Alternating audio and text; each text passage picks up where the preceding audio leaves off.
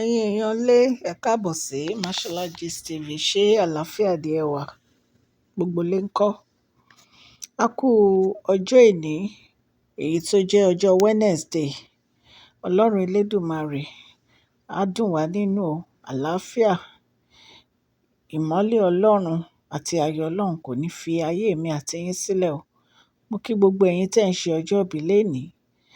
Ẹ kú ọdún, ẹ kú ìyèdún, ẹ̀mí yín á ṣe púpọ̀ ọdún láyé. Àwọn ọmọ August 5th wọ́n pọ̀ gan o. Mo ní èèyàn mẹ́ta ọ̀tọ̀ọ̀tọ̀ tí wọ́n ṣe ọjọ́ ìbí lénìí. Fúnmiláyọ̀ Adébáyọ̀, ẹ kú ọdún, ẹ kú ìyèdún, ẹ̀mí yín á ṣe púpọ̀ ọdún láyé. Ìyá rẹ̀ Ọlọ́runfẹ́wà Bísọ́lá, mo kí yín ẹ kú ọdún, ẹ kú ìyèdún láti Chicago.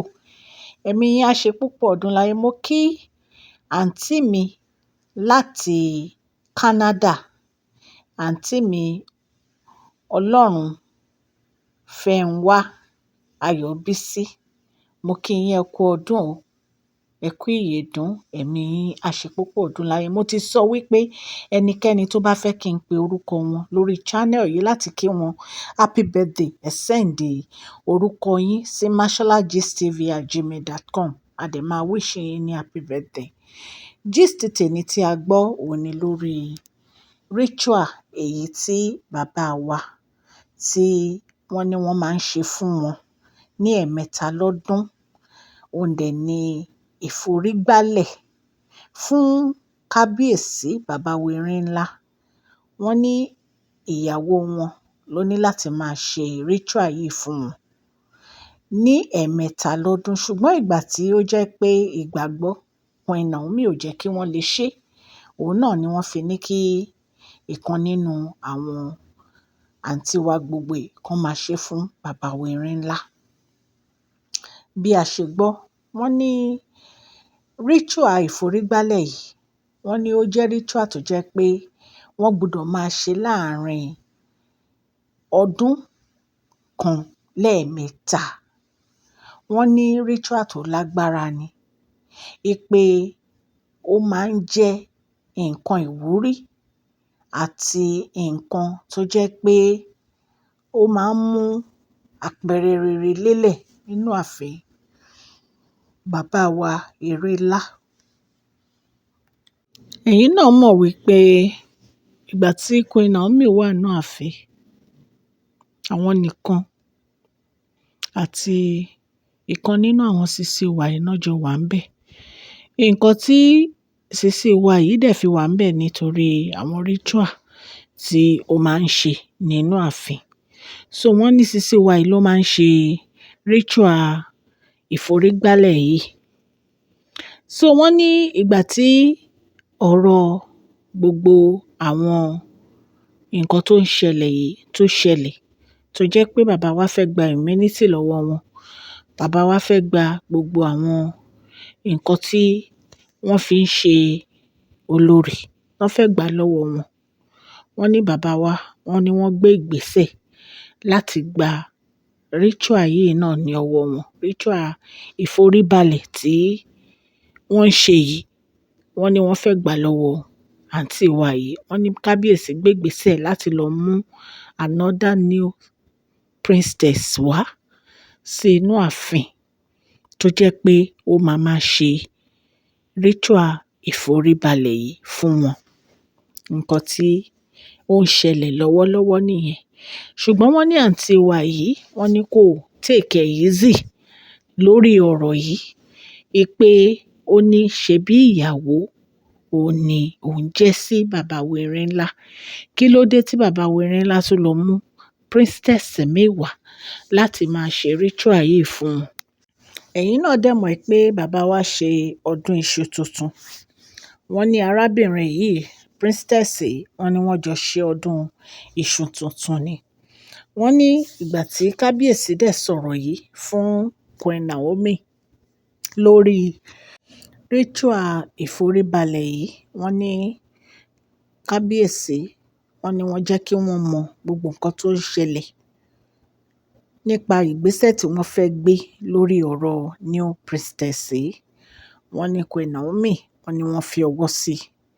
Wọ́n ní ṣùgbọ́n ìgbà tí àǹtí wa gbọ́ ọ̀rọ̀ New Priestess tó máa ṣe ritual fún bàbá wẹ̀rẹ̀ ńlá, wọ́n ní ọ̀rọ̀ yìí, wọ́n ní kò bá àǹtí wa lára mu.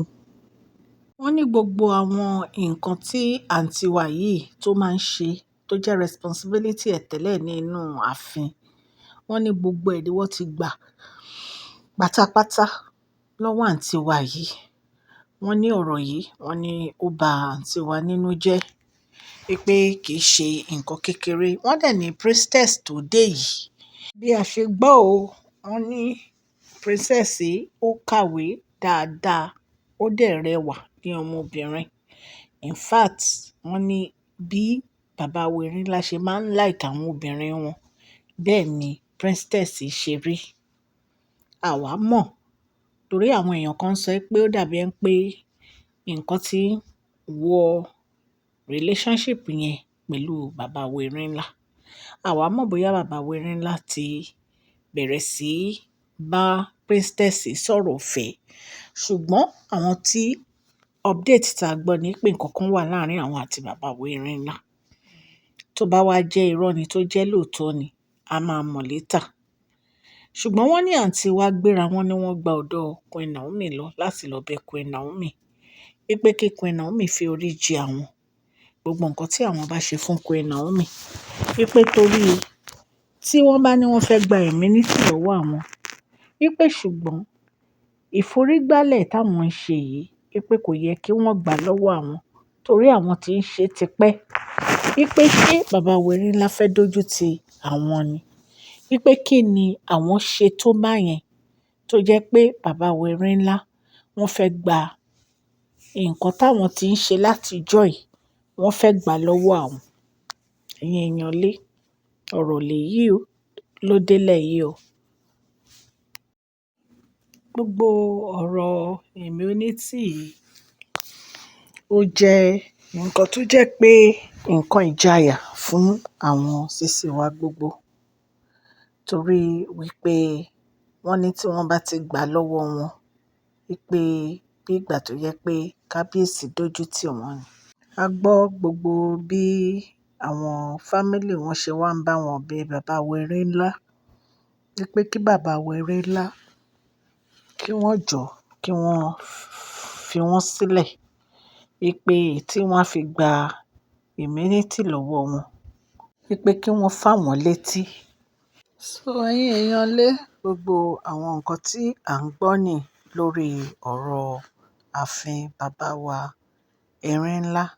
Tí a bá tún gbọ́ mọ́, a máa jẹ́ kẹ́ ẹ gbọ́, a máa mú mọ́ update wá fún yín. Allegedly, gbogbo àwọn nǹkan tí à ń gbọ́ ni. Ọlọ́run Elédùmarè á bá mi dúró ti gbogbo ẹ̀yin Mashonaret àti gbogbo ẹ̀yin tí ẹ̀ ń gbọ́ mi lórí ilẹ̀ ayé káàkiri. Ọlọ́run á wà pẹ̀lú yín. Allegedly ni gbogbo àwọn nǹkan tí mo wá sọ fún yín o. Mashola ni orúkọ mi, Yorùbá ni à ń sọ lórí ìkànnì yìí, à ń sọ nítorí pé a fẹ́ gbàgbé àṣà àti èdè wa dẹ̀ tó ń sọ fún ọ̀pọ̀lọpọ̀ àwọn tí wọ́n gbọ́ Gẹ̀ẹ́sì. Ẹ̀yin tí ẹ bá ti subscribe, ẹ tẹ notification bell yín so that tá bá ti post any gist ẹ máa rí. À ń sọ̀rọ̀ nípa celebrity gist, royal gist, politics àti gbogbo nǹkan tó ń ṣẹlẹ̀ ní agbègbè orílẹ̀-èdè bàbá wa ní ilẹ̀ Nàìjíríà. Ẹ má gbàgbé kẹ́ fún fídíò yìí ní thumbs up, ó ṣe pàtàkì fún channel wa. Prize giveaway October 15, èèyàn 5 péré la máa mú. Ẹ bẹ̀rẹ̀ sí comment, ẹ máa like, ẹ máa share gbogbo àwọn gist wa. Please share this video, like and subscribe. God bless you all. Mashola Gist TV, love you all.